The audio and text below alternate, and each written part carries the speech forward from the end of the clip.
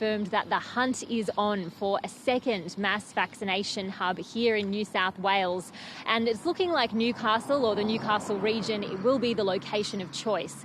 This search has been ramped up in light of the early success of the existing mass vaccination hub out here at Homebush at Sydney's Olympic Park.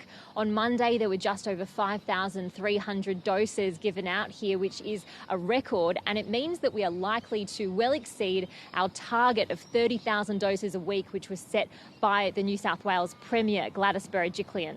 At the moment, the hub is averaging more than 5,000 doses a day, and there's still part of the second floor here that is yet to be set up, so it's not even at capacity yet.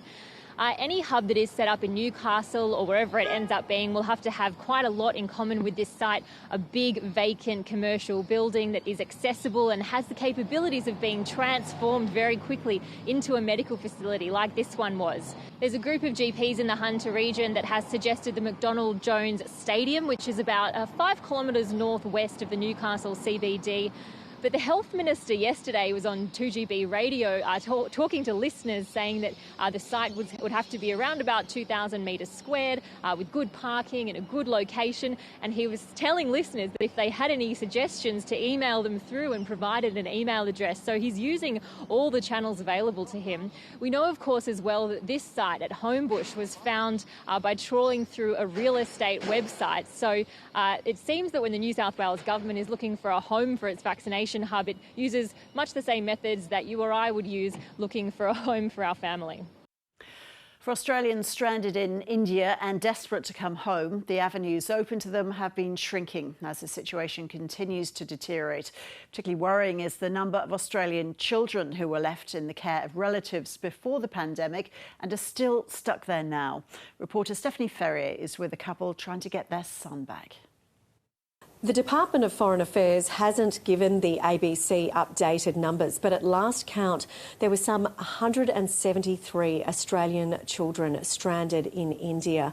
One of those is 4-year-old Arya, and I'm now joined by his parents here in Melbourne's southeastern suburb of Cranbourne East. Just how difficult has these past 2 years now without your son been? Being a mum, I haven't think about that either that the situation would arise on me. I haven't seen my son since the last 2 years, and I don't know how big he is, how taller he is, what's his favorite food, what's his favorite color. I don't know. He doesn't talk to me on the phone because since then he's a bit of upset. Being a child, he wants to come to me, but at the same time he's complaining that Mom, why I'm here.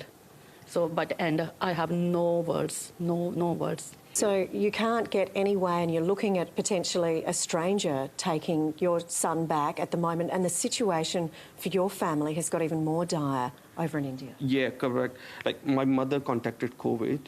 Fortunately, she's okay now, but 2 weeks back, she was positive and she was isolating, and we were scared for our kid at that time. Like, what if he contacts it, and then what's going to happen? But everything went well from the mother's perspective. She's okay, she's healthy now, but that is the situation in India at the moment. It's just mayhem. And my family, they don't go out of home. Like Arya himself, he cries every day. He want to go out, he want to play with his friends over there, but they are not allowing him to go anywhere. He's stuck within the house. And it's not helping anyone at this stage, and it's putting more mental pressure on all of us as well. So difficult for you. What do you think of the federal government's response to your calls to try and get your son home so far?